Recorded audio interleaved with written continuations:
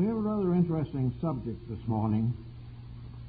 When I was in Calcutta, I saw a very beautiful temple. It was one of the most elaborate, I guess, in the city. And it cost a lot of money. And it was comparatively recent. And I found out that it belonged to the sect of the Jain, a comparatively small group, between 2.5 and 3 million, but with very great interesting peculiarities. I found the first peculiarity when I decided to go and take a look. Before I got into the building, I was stopped. And I was asked to remove my shoes, my belt, and my wallet, and to put them all on a bench on the edge of a main thoroughfare and walk off and leave them.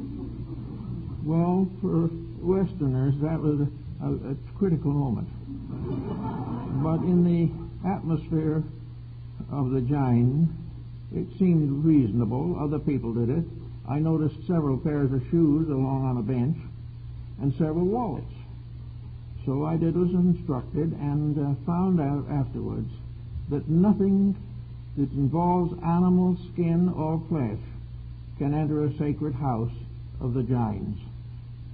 They are completely free from the idea of killing animals for any reason, unless it would be for great sickness or terror on the part of the animal. They would give the animal the same care and consideration that they would give a human being. Not only that, but they had an old animal's home, kind of like a retirement community for ancient animals that would otherwise be killed. At one time, they had somewhat over 800 quadrupeds in there, going through this various phases of old age with dignity, well fed, cared for, and given veterinarian service. Well, this is something that's a little difficult for the Westerner to appreciate. They go further than this. They make great care of birds, and anything that is sentient to them is sacred, because nothing can be sentient unless the divine spark is within it. This led to a little contemplation of the matter, and it becomes gradually obvious that this sect has an influence far beyond the size of its membership. The members are for the most part from the upper classes of Indian people, in this sense that they are well educated in the professional fields and they have dedications based upon solid scholarship. I think the summary of a Jain criticism of Western life, now I'm not quoting them, but I'm taking their idea and putting it into Western words, would be something like this. If there was a home with tremendous contention, family at wit's end, or everybody hating everybody, what would be the Western solution? Answer: paint the house. They think that we believe that if we keep the outside up, nothing else is important. The way we dress, the way we live, the way we eat, the way we think must always be in fashion. And as fashion is 90% wrong and almost 100% a waste of time, we are not getting the most out of the philosophies and integrities which we are assumed to be concerned with. So with that thought in mind, I've been trying to think through a little bit of some of the contributions that the Jain philosophy has made to the principle of harmlessness. This is Ahimsa, and Ahimsa is a word which means hurt nothing. Now that means don't hurt your brother, don't hurt your so-called friend, don't hurt anybody, and if you have an enemy, make a friend as quickly as possible of that person. Just simply do not harm anything, with word, with thought, with deed. And do not build a career that is so competitive that you must make by the loss of someone else. Because as long as we fight things through, as long as we work on the outside only, as long as we put physical ambitions and physical achievements first on our list, there will be no peace in the world. Mohandas Gandhi lived for some time among the Jains, and they influenced strongly his doctrine of harmlessness, or nonviolence. According to these people, we have to look fairly at the facts of things.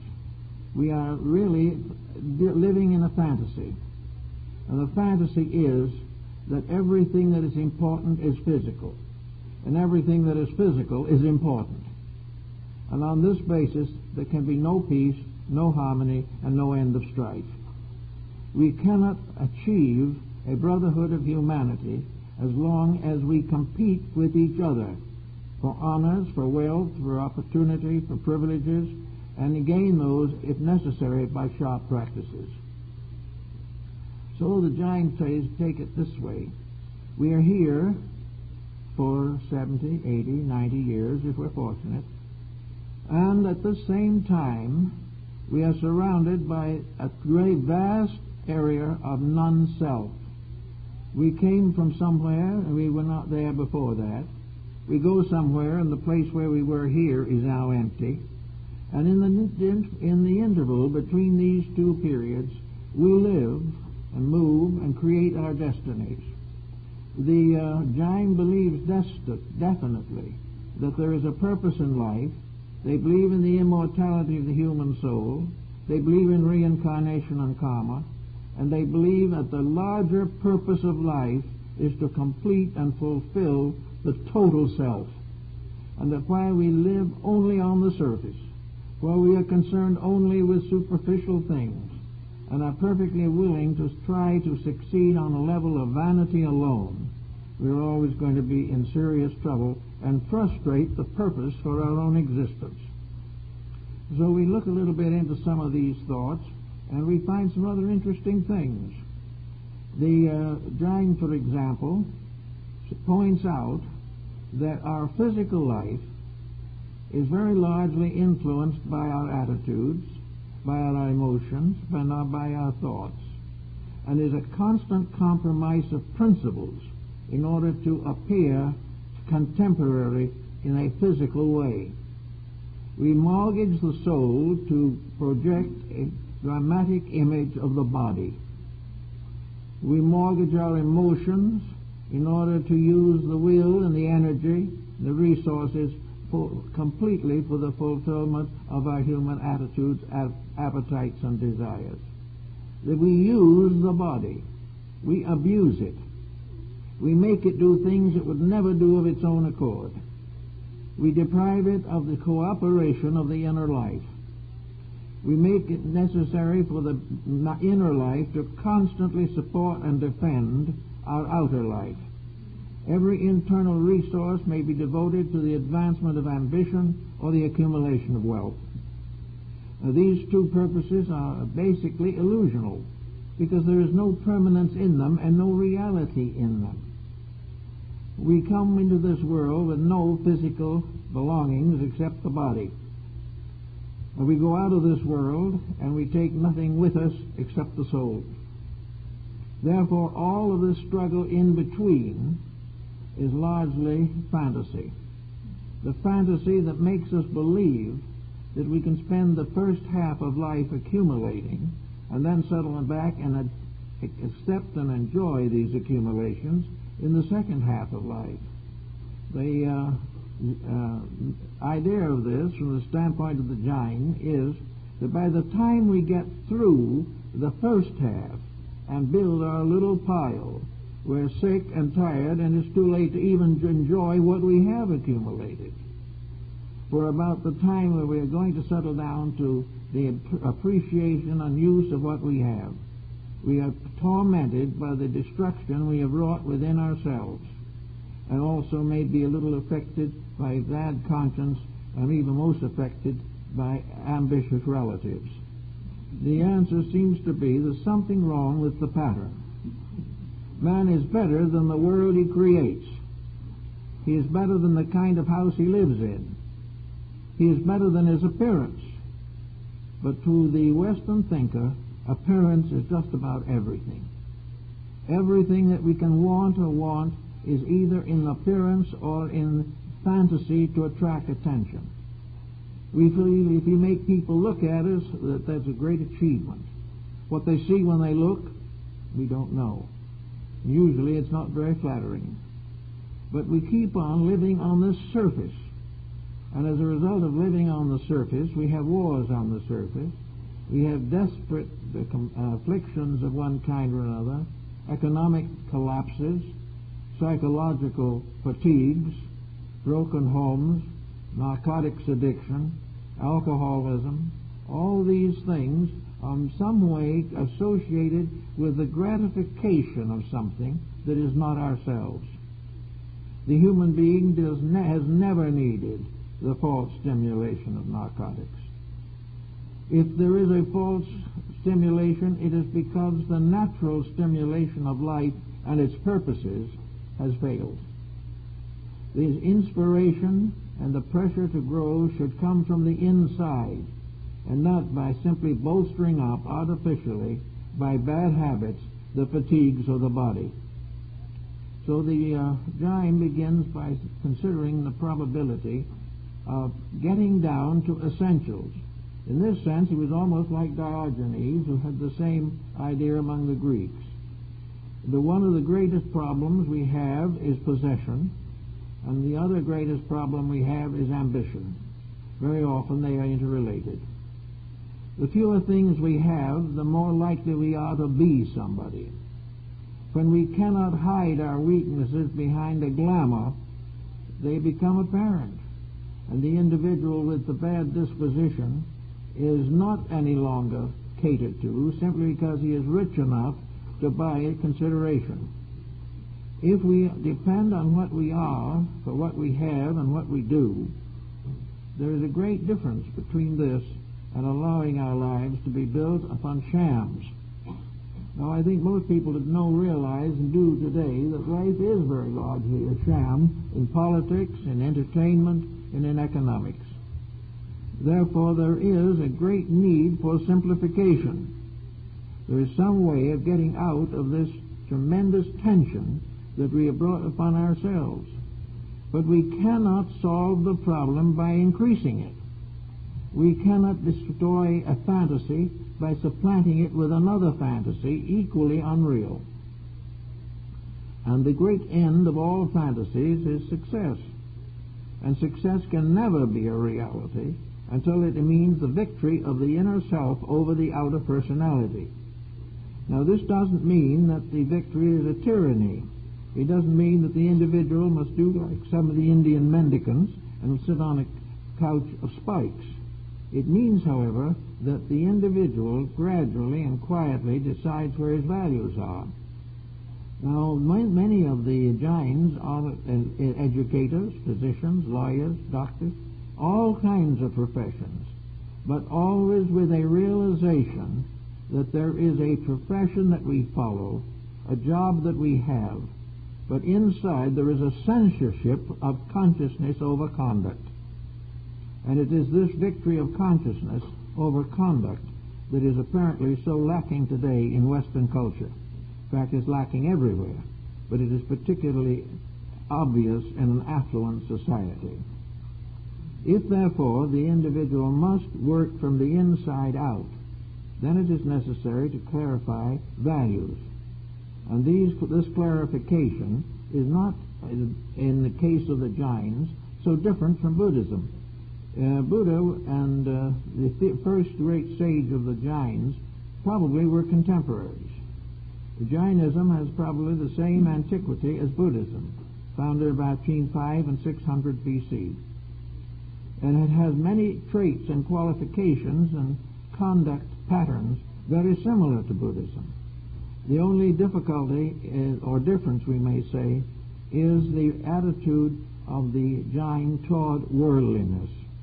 Buddha gives us the same concept, but the Jain applies it in his daily life, applies it every day to the advancement of his own inner consciousness. He must finally decide which is the most important, what he is or what he has. Now, this is a decision that everyone must make. But the wrong decision has a lot of unpleasant appendices hung on to it. The wrong decision can be very bad for the health. It can be bad for the mind. It can destroy our emotional equilibrium. It can break our homes and tyrannize our governments and precipitate nations into wars. Therefore, the wrong kind of decision is one of the things that must be avoided. And the only way to find simply the right decision is to watch nature around you. See how nature works when man does not interfere. And we will find that most of the bugaboos that we are afraid of are not the result of natural law afflicting us, but are the result of the individual breaking natural law and disturbing the balance of nature in any one of many areas of activity. We are worried now about our petroleum resources. We are worried about almost everything. We would like to dump our waste on the moon or something of that nature. But that we should so live and so conduct ourselves that these problems are trivial has never occurred to us. We must keep on spending.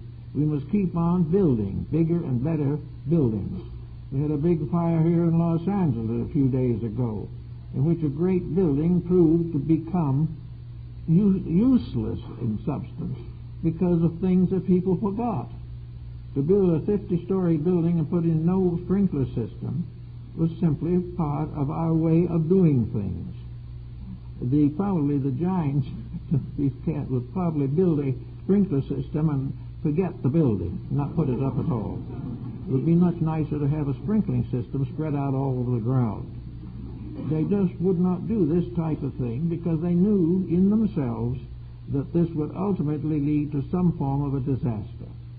All of exploitation leads to disaster. All profit is made by the loss of something. Everything that we think and do either advances us as human beings or creates a debilitating environment for ourselves and those we care for. Now, one of the interesting fields in which the Jains functioned, the field of harmlessness, Ahimsa, has to do partly with the diet. Now, to these people, flesh food is not suitable for human consumption. Now, this is something that will probably be largely diagnosed or misdiagnosed by various experts in this country. But one thing that we do find out through study of medicine is that too much meat can be a cause of serious troubles. But the theory with the Jain is not based on this. It is based on the concept of the human being never destroying life, that we cannot afford to build a healthy body by killing a sentient creature to feed it. Now, this may develop more as we go along. At the present moment, we are not so much concerned with it, but we are concerned with the fact that a number of diseases are traceable to too much animal food. We also realize that a great deal of our trouble is due to the effect of food upon temperament.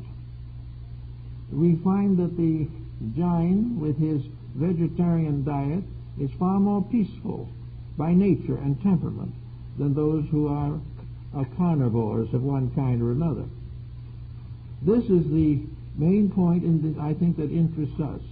The moderation of foods that cause emotional stress or create a tension that forces ambition or anxiety or antagonism or turns us gradually to narcotics.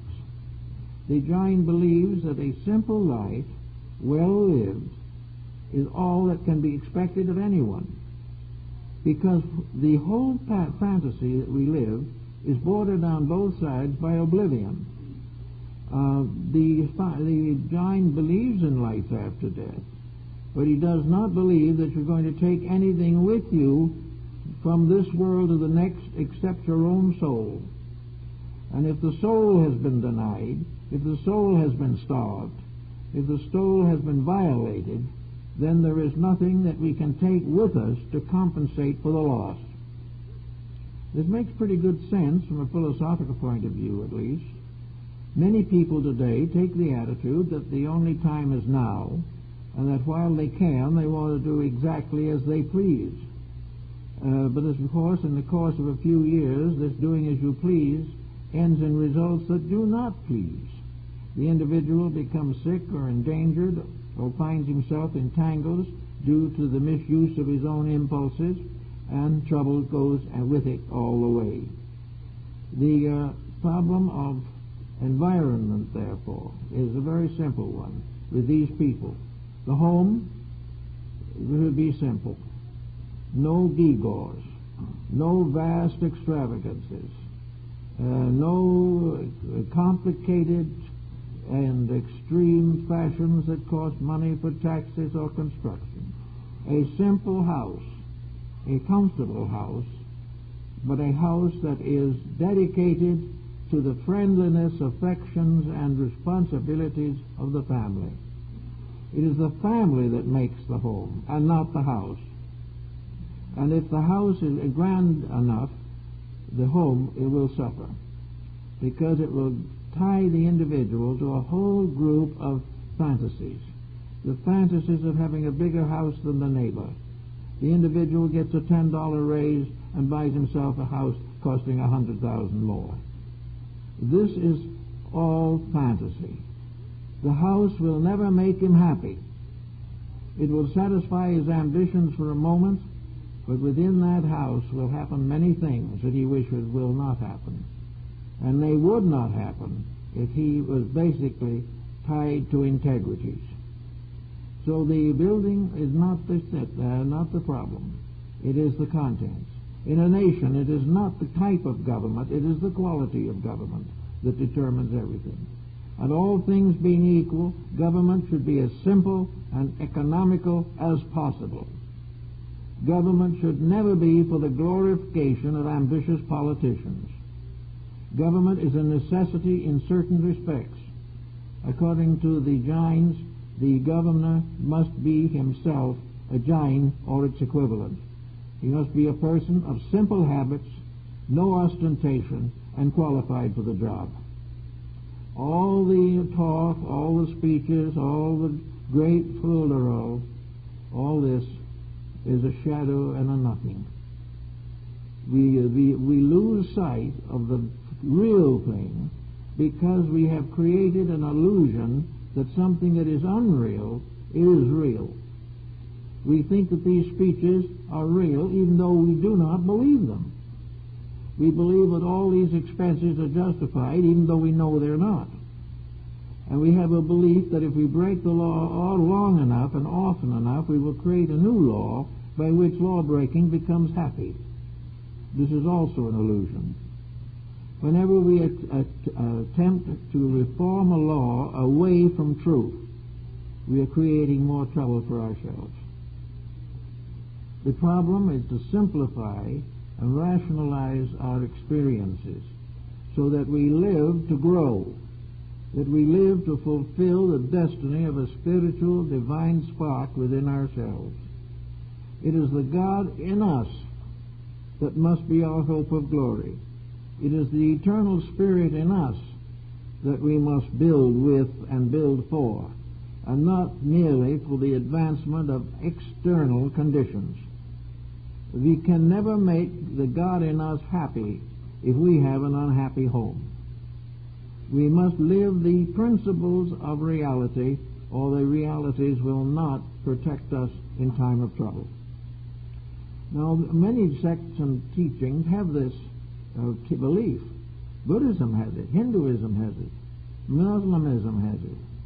But always, in almost every case, the faith falls into the keeping of people with ulterior motives.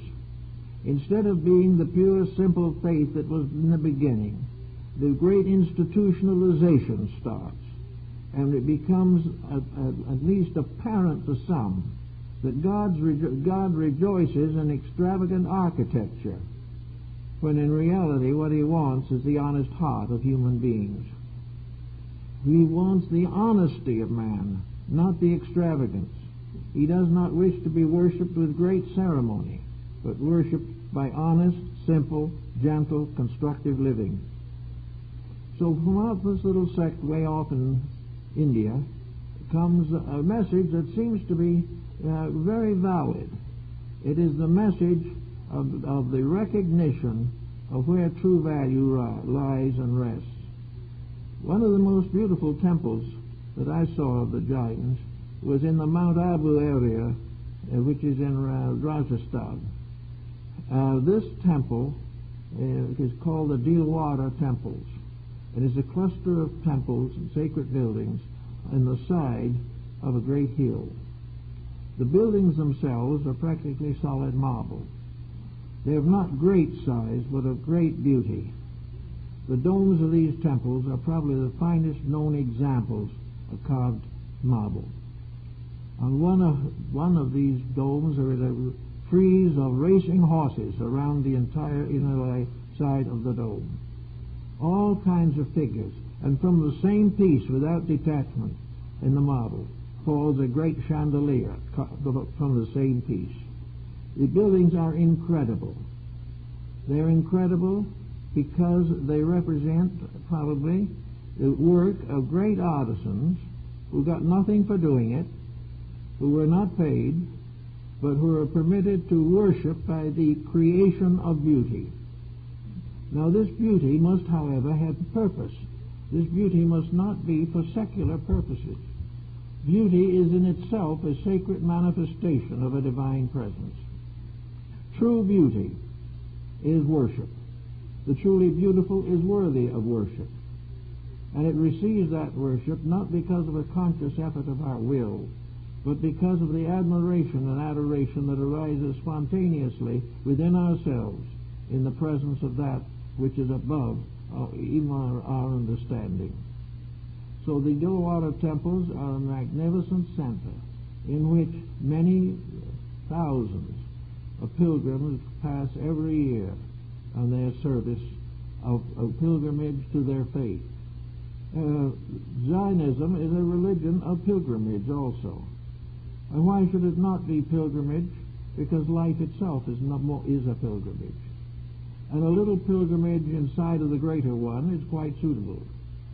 The pilgrimage of the soul may be through hundreds of bodies, but one of those bodies is the one we are in now. And therefore pilgrimage is the journey in this world to help us to discover the realities. The pilgrimage is to prove conclusively the importance of finding the good. The individual is dedicated to finding that which is real, to Ahimsa, which is really nothing more or less than complete sacrifice of the personal, harmlessness. Therefore, the pilgrim goes forth not in the name of deity, because that name is not even necessary. It is present in the individual.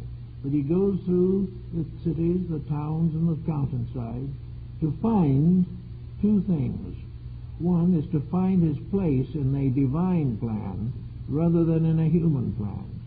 As long as he sits in the city, he is going to be a victim of a city plan. And this plan is the final absurdity of complexity. Therefore, he is going to go into the country. He is going to go where nature still has a voice in the running of things. He is going to walk along the dusty roads where poor people labor every day. He is going to join the laughter of children. He is going to watch the natural growth of beauty as it is and find his understanding, his insight, and his confidence in the divine plan stronger and better because he has journeyed through a little part of a divinely created world. And he becomes more and more understanding as he proceeds as to what man has done to that world. He sees how the simple people live in their little cottages and live the normal life that is possible. He sees these great conglomerates of cities, 15, 20 million people, in a mass of complexity. The traffic so bad they can get nowhere.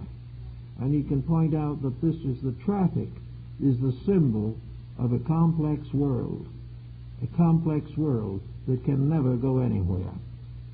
To get the complexity out of life, therefore, is to get it out of yourself. to get out of yourself the need for anything artificial, the need for any stimulant, the need for any possession that detracts from freedom. Freedom is freedom from things, freedom to worship without ulterior motive, and freedom to take self-interest out of the rituals of faith. These things become very interesting to people who have perhaps suffered long from the sorrows of worldliness. So we get to the problem that probably interests everyone more or less, and that is health, and the attitude of these people on the matters of health. Health must be a proper relationship between the inner life and the outer body of the individual. The body is a kind of a house. The body is a vehicle, Jain called it in India, by means of which the inner life manifests for a little while in this physical world. The body, therefore, is like a temple. You build a good temple, you dedicate it, you maintain it. You build a good body, you abuse it and lose it. Now the body itself is a temple. And that is well pointed out in this old play that we have here in this country, The Servant in the House.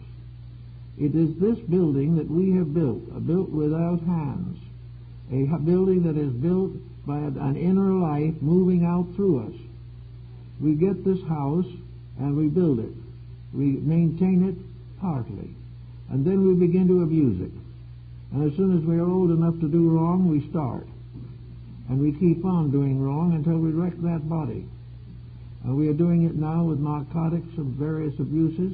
We are doing it constantly by worry, agitation, and dedication to exploitation. We are trying to build an outer wealth in a universe that does not understand such rules. We are on a little ball moving through space, and whether we make $1 billion or not does not mean anything in space. It is only our own ability to gloat over the small things that we do which prevent us from realizing the great thing we could be, a true human being. So between man as he is now and his own humanity must lie an interval of illusion, an interval of fantasy, an interval of belief in things that are not real and are not true. Now the Jain may go a little further in these things than we have to. For the Jains it means all kinds of things. For one thing, there is one sect of the Jains which has given up clothing. And tropical country makes that quite feasible from a physical standpoint. But we can hardly imagine that happening here, although in some cases we're getting very close to it. But in any event, they say that clothing is a sordid luxury. Well, probably it isn't necessarily, and I think no Jain will interfere or criticize simple, dignified dress. But I don't think that the Jains would have much interest in high styles, or all this business that we do to glamorize the outside and leave the inside suffering from pernicious anemia. We need to get our values straight. We need to use what we have to increase what we are. We need to have thoughts and attitudes and beliefs and convictions that bring us together as human beings, that we are not competing with each other for who has the biggest house or the newest car. The problem is to have what we need, use it well, and share our inner life with all who can benefit from it. So we find the Jains very simple. They don't use the jewelry, they don't use any of these things. We don't say you have to go to any such extreme as this. But when you have trinkets, admit they're trinkets. Enjoy them. But do not commit crime to get them. Do not make a bad marriage in order to get a bankroll. Do not do anything from ulterior motive, but be happy with simple, factual things and realize that a true and sincere friend is beyond value, and that a close and understanding and sympathetic family is the greatest treasure since the house of the Grashite. So when the emperor asked for the fortunes of the house. The mother brought her children, said, "This is my wealth." And that is the kind of thing that the Jains work with. The idea that wealth is the fulfillment of responsibility, the presence of peace, the presence of understanding, the charity of things, the willingness to do whatever is best for the other, rather than forever the convenience of ourselves. Convenience is destroying us, but this idea of not having the possessive factor, cultivating harmlessness, is a great virtue. Now let's think a little bit about what was meant by harmlessness. Harmlessness is freedom from misuse of whatever it may be. To be constantly in the presence of the abuse of value. When we harm something, today there is a great deal of harmfulness in the air. We destroy each other's cities. We destroy each other's works of art. We betray each other with bombs and weapons.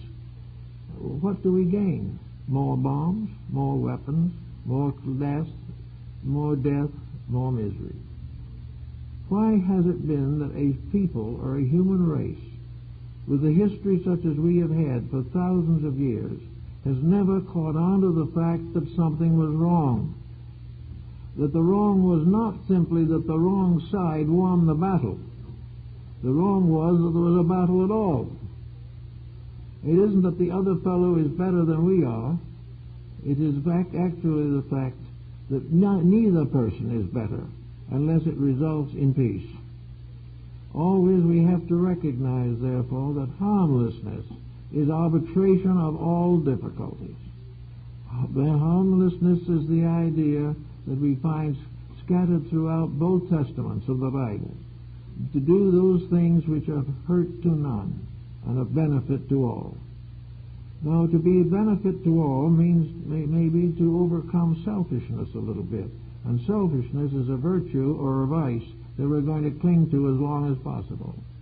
Self-interest is now the great motivating power, and also this self-interest is now manifesting its supreme weakness, because in the name of self-interest we are using drugs that will destroy us within 5 years. Why? Because in those 5 years we will feel 10 feet tall, but at the end of the 5 feet, at the end of the time, we will lie 6 feet deep. There is no solution this way.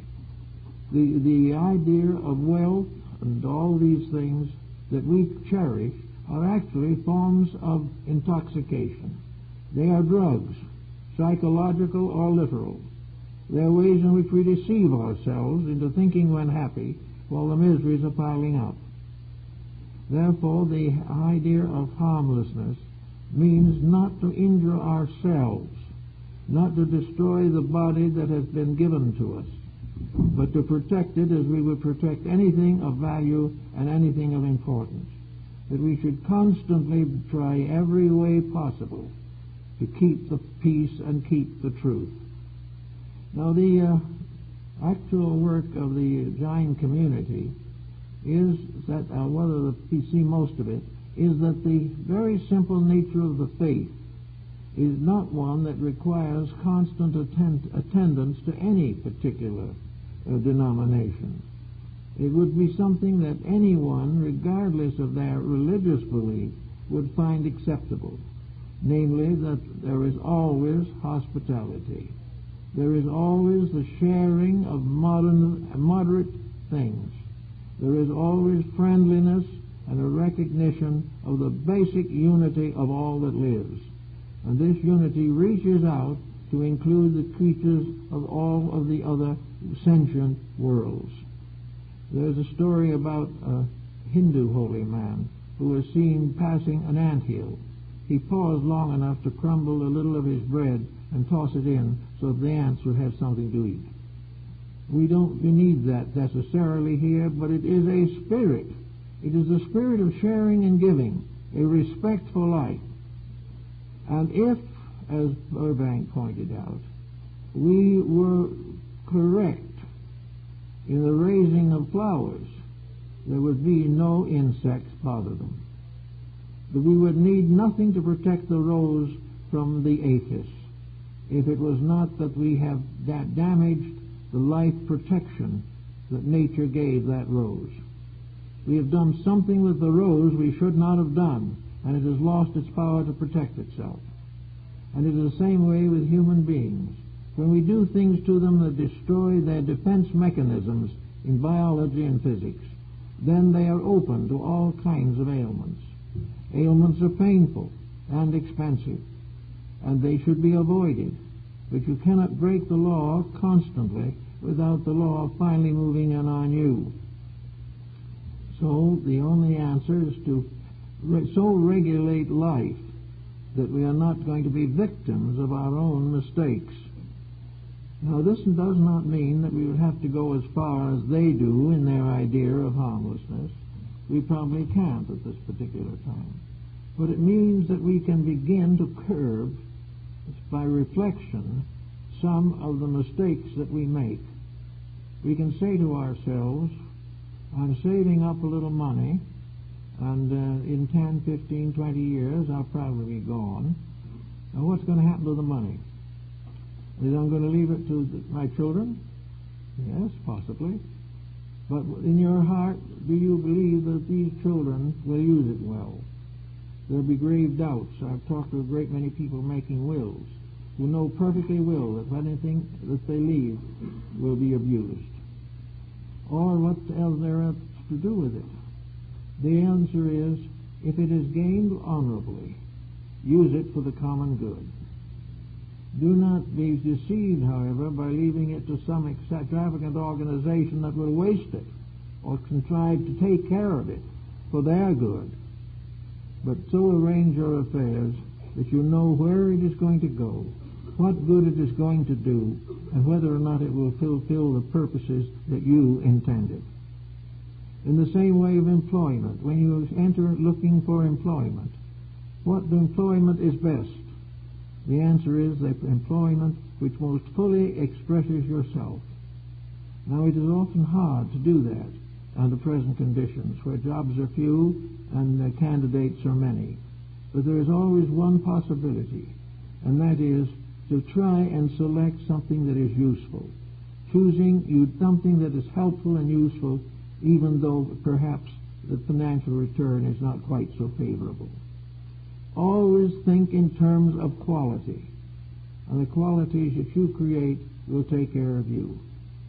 This world now is just filled with lonely people, and it's filled with people who have tried hard. Many are hurt, many are disillusioned, many are sick.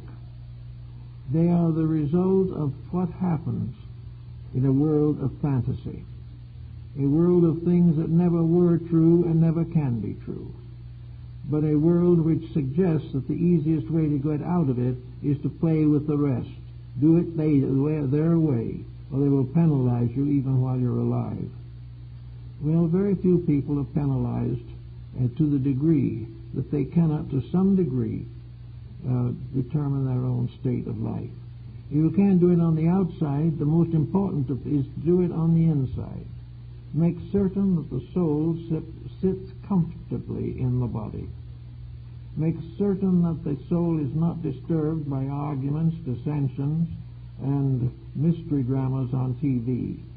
Make sure that the inner life is not perturbed by hard rock music or something of that kind.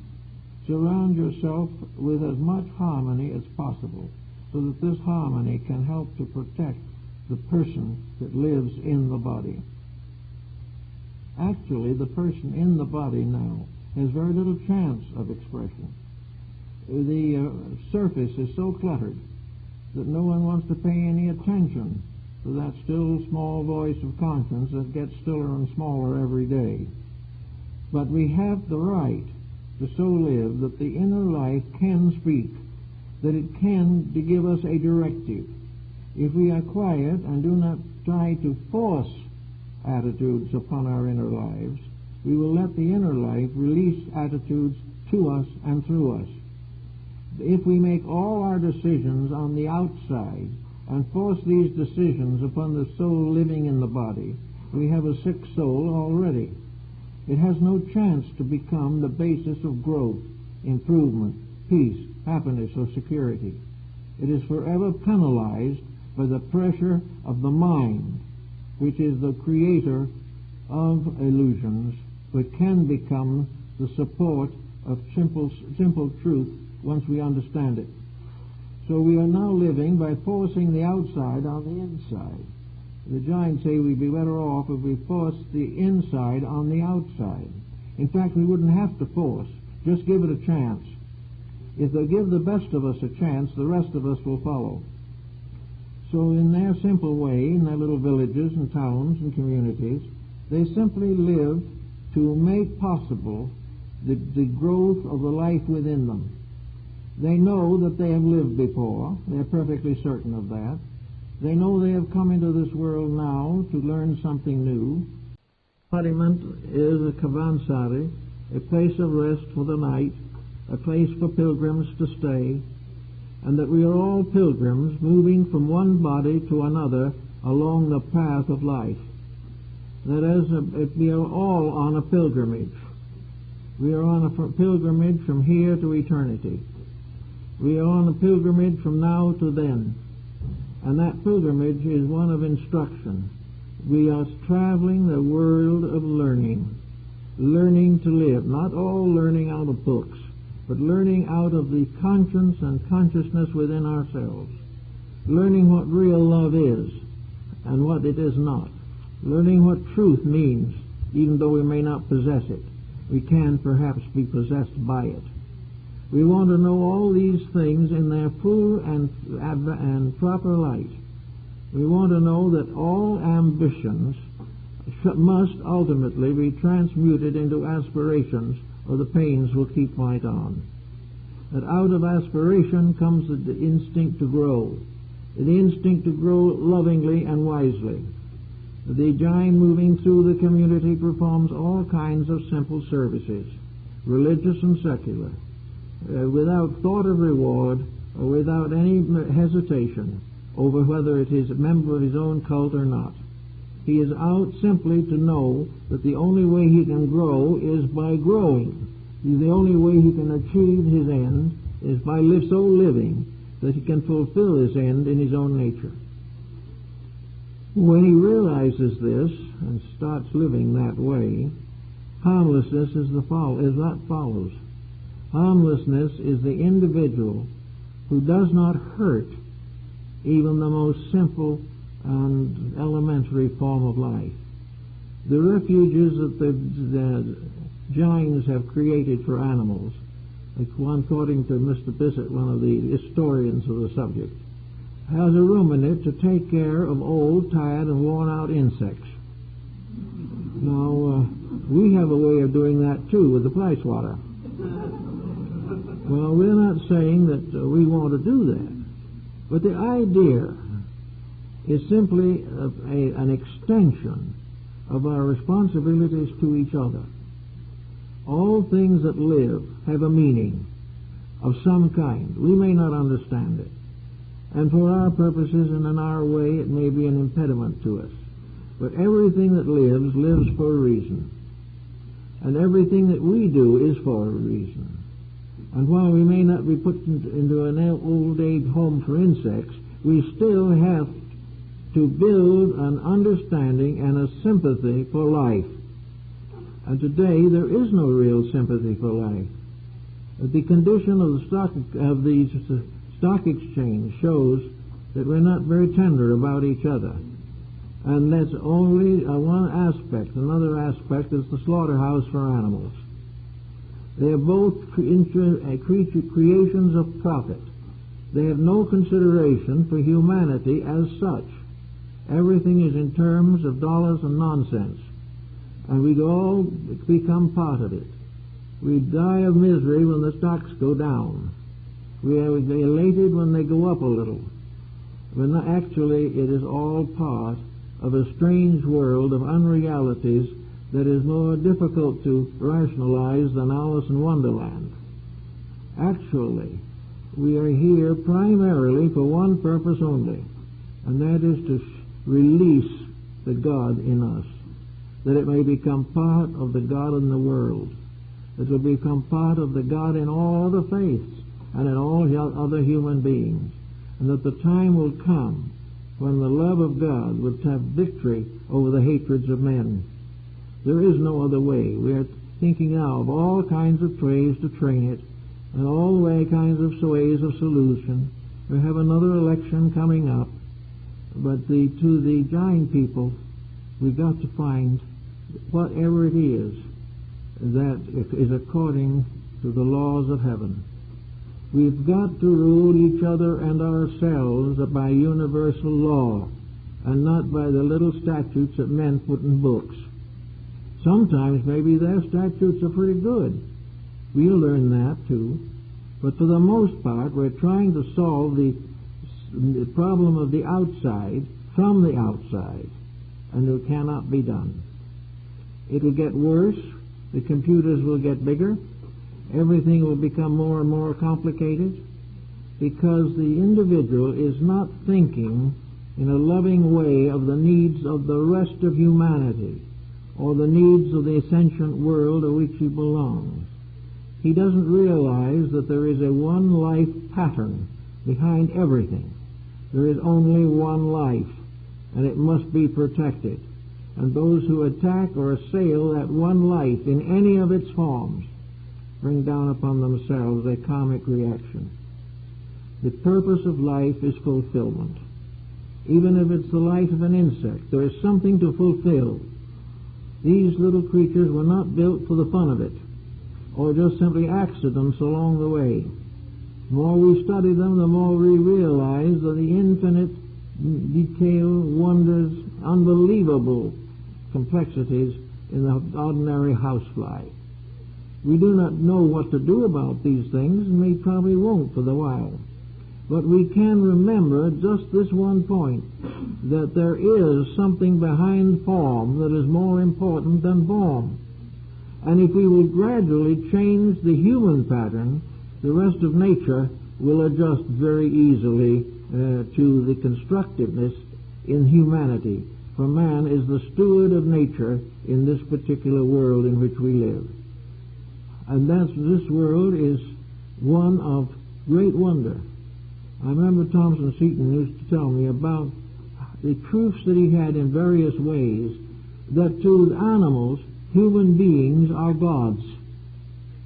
Just as man in this mysterious way turns to the invisible God for strength and succor, so the animal in its emergency nearly always turns to the human being. Man is the god of the beast. He is the thing that the animal world must turn to in an emergency.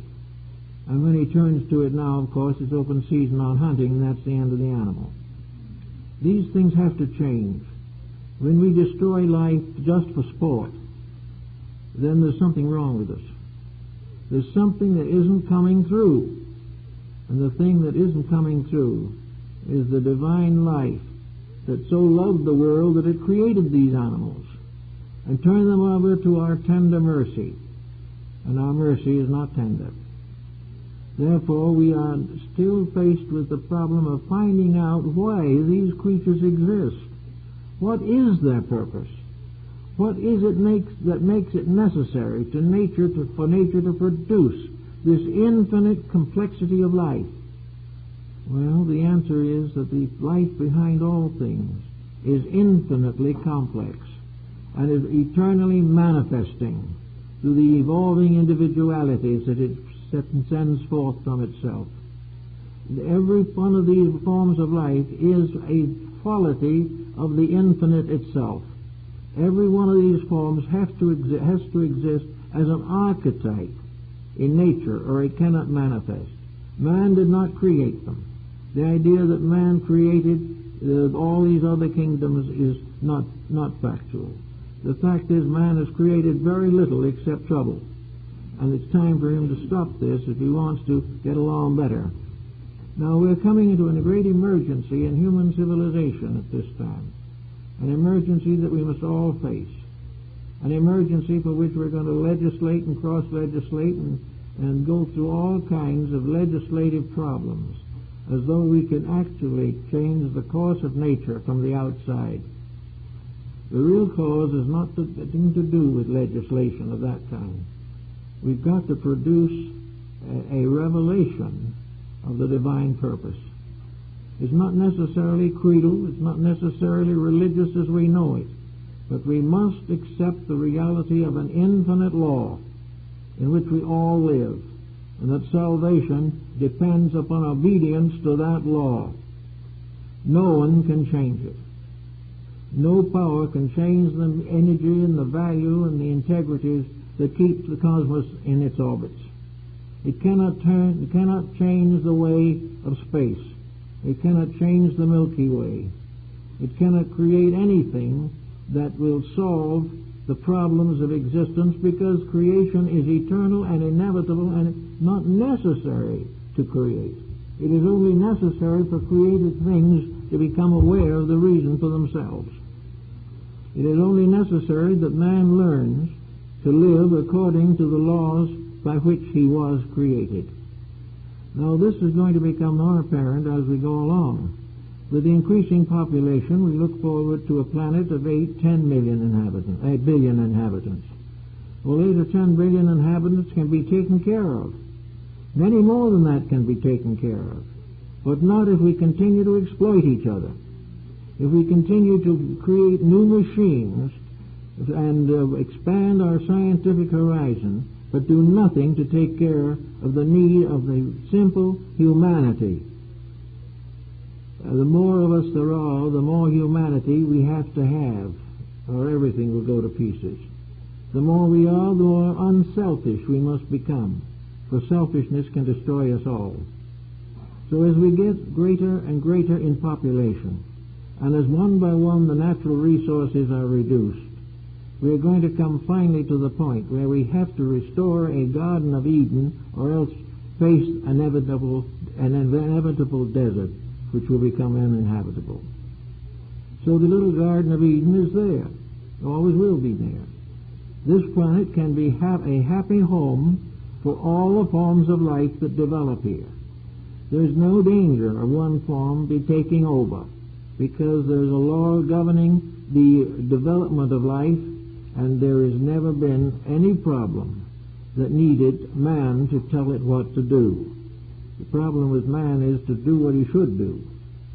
The same way in government and politics, education, religion, culture, art, music, literature, all these things move from inside.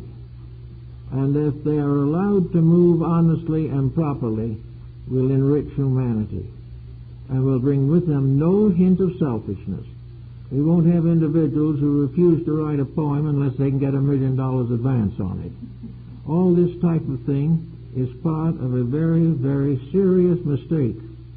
Now, we can't expect these poor little folkses that live in this world to be completely away from all these mistakes. We cannot expect a little group like the Jains, maybe 3 million altogether, to have the power to make all these changes. We go over there and look, and there are just a few people living quietly in small towns and communities, or in centers within larger groups. They have never expected to transmute the world. They have never expected to become the most powerful sect in the creation of things. They've never fought with any other religion. All they have tried to do is allow the God in themselves to have something to say about the way they live.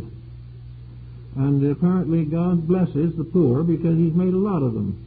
And they seemingly have the greatest probability of serving Him. The more we have, the more worldly we become.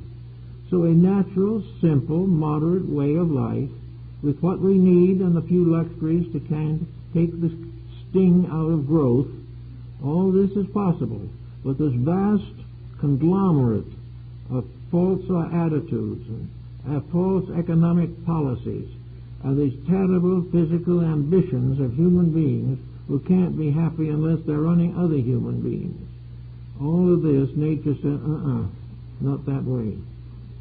And it's about time that we begin to think in terms of letting the inside come out.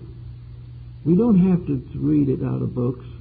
We don't have to do anything except, as Thomas à Kempis pointed out, just allow the Spirit to work, to allow the presence of the divine power in ourselves to express itself without putting all kinds of limitations upon that expression. If we will allow ourselves to be good, we will discover that we have always been good and didn't know it.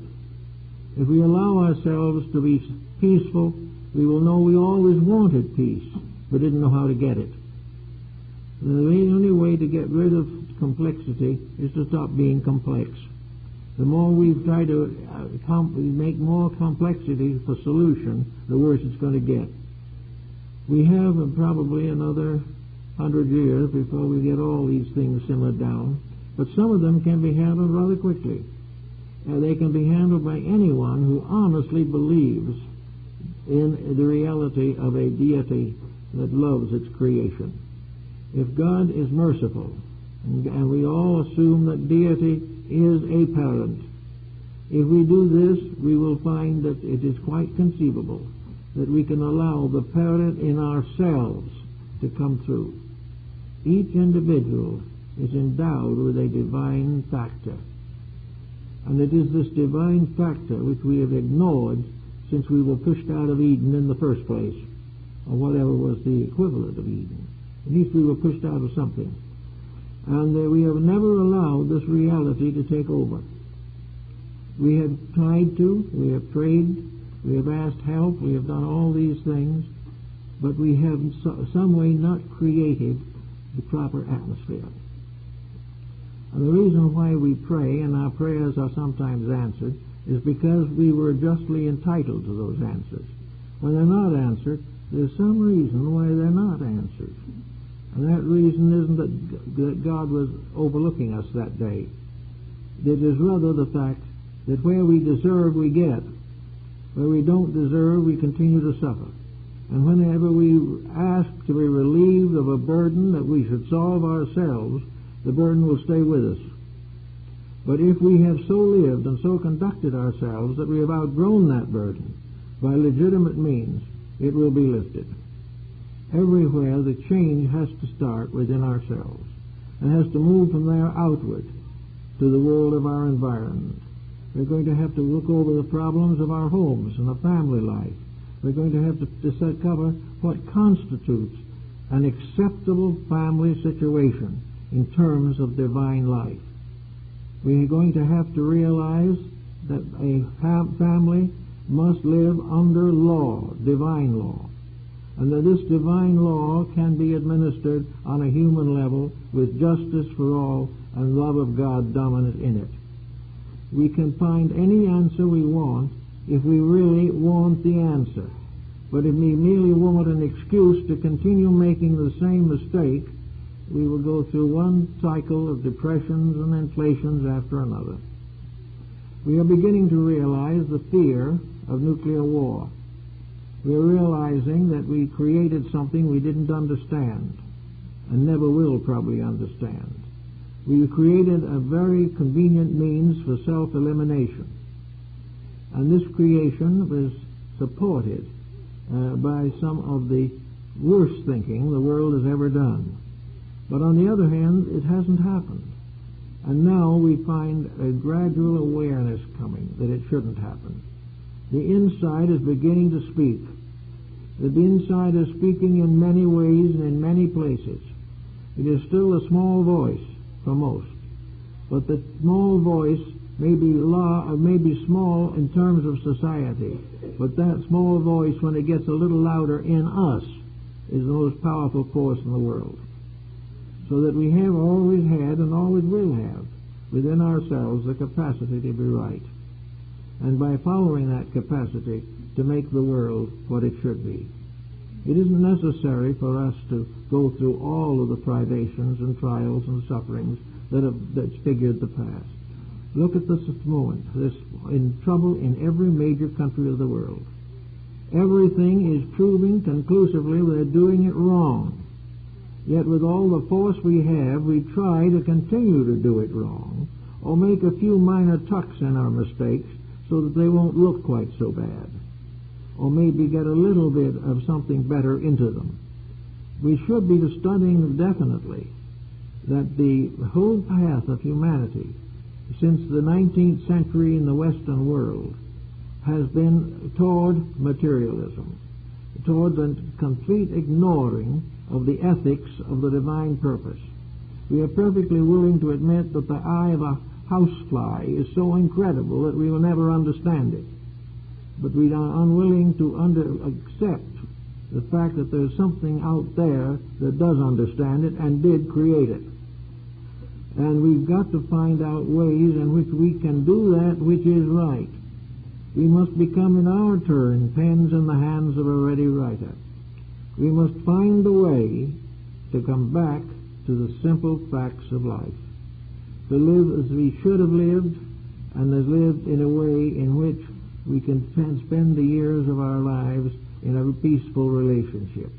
Now, what might be one of the rewards of that? I think it probably one of the rewards would simply be that the last 10 or 15 years of life will be happier, which we will no longer be lonely people. We will no longer be exiled from society simply by age. We will be also able to reap the rewards of good thinking, good planning, and good understanding. Sometime these birds have to come back to roost, and what we do wrong will ultimately do wrong for us, or make things very difficult. So we do realize very definite that in this life in which we are now involved, that a major breakthrough is necessary. In this patching up of things, we means to try to do a little better, but keep all the sins and complexities and mistakes that we have learned to consider essential. We feel it essential to have bad television programs. Why? We don't know. We feel that seemingly that it's essential that our mail be smothered with advertising. Nobody really cares too much, but it all bears witness to a basic failure, a failure of the integrity in people, and the failure of the insight which causes us to stay away from that which is not good. We just pass it over and say, well, that's the way it is, and go on doing what we intended to do in the first place. So now we are on an emergency. An emergency which can only be solved by some really serious thinking. Now, if this solution required a new currency, or required a new system of government to be imposed upon man, it would be different. But we tried that. It never worked. We cannot be governed by anything but the spirit within ourselves and be safe. And the spirit within ourselves must not be confused with our ambitions and our avarice and our egotism and egocentricity. The voice within ourselves is always honest. And the moment it appears to be dishonest, we must suspect that we are getting the wrong message. That behind the self-message that we all have, this inner ambition, this ambition for wealth, for power, for security, for happiness, for health, all these things, if this voice alone speaks, it continues to fight for that which the Spirit doesn't even want. It is necessary, therefore, to transcend this voice entirely, to give up all self-centeredness and selfishness, and listen for the voice that, as a compass says, comes to us in meekness. Harmlessness is therefore a form of meekness. It is the individual admitting that from the cradle to the grave and before and after, the individual is a child in the keeping of a universal mystery. That behind all of us is a parental pattern by which we will be protected if we protect it. It will give us the needs if we will give it the soul. If we will live according to the rules of life, or the right rules of the right life, we have nothing to fear. And it is far better to fail here in monetary things and succeed in the universe than it is to succeed here and fail in the universe. For the simple reason, this is a moment. The universe is forever. This is an embodiment which will pass away. But the mystery is an eternal life that goes on forever. Therefore, we are either citizens of this embodiment with all its limitations, to be born and die with it, or we are citizens of eternity, part of a pattern so vast, so wonderful, so beautiful, that once we have experienced it as an adventure in our own souls, we can never lose it again. And now, for the first time, the human being is beginning to look around and becoming aware of the fallacy of error, the fallacy of selfishness, the fallacy of pretense, and the fallacy of building a life here. We can rent a house here for a lifetime, but we can't build a life here. Our life is built for us in eternity. It is something that we will always have. But we can obliterate and mutilate its manifestations through the misuse of the powers and privileges that we feel that we have. Therefore, I think these little people over there in India have something to tell us. They are not theology-minded, but they do believe in one eternal spirit of good, and that man becomes as nearly perfect as he can become when he serves that spirit of good and becomes like it. When the goodness comes through him, he is growing. When the goodness comes to him, he may abuse it. But when it comes through him into his own life, into his own daily experiences, it becomes a great and wonderful power for the transformation of society. And each one now is in the presence of lessons about this. Between now and the end of the year, there will be more lessons. And they will recall for a very great thoughtfulness and a great realization, and the fact that we can't talk ourselves out of a dilemma, that we must work together to solve the dilemma. There are problems in human society that cannot be solved by laws. They have to be solved by love. They have to be solved by understanding, by sharing, by brotherhood and comradeship. And until we find that out, we are missing the message that comes from within ourselves and upon which we must always depend. Therefore, I think this life of harmlessness that these people believe in is very useful to us to think about. I think it tells us something that we can start with right away. The next time someone lifts the phone, be sure that harmlessness is in your voice. You may not want the product. You may feel it's an interruption and an injustice. But actually, it is something that you can simply and quietly ignore, but never hurt. Never hurt another. Never scandalize another. Never carry criticisms. Never do these things that are now becoming obviously more offensive. Now we are having books published every day, publishing the private lives of other citizens.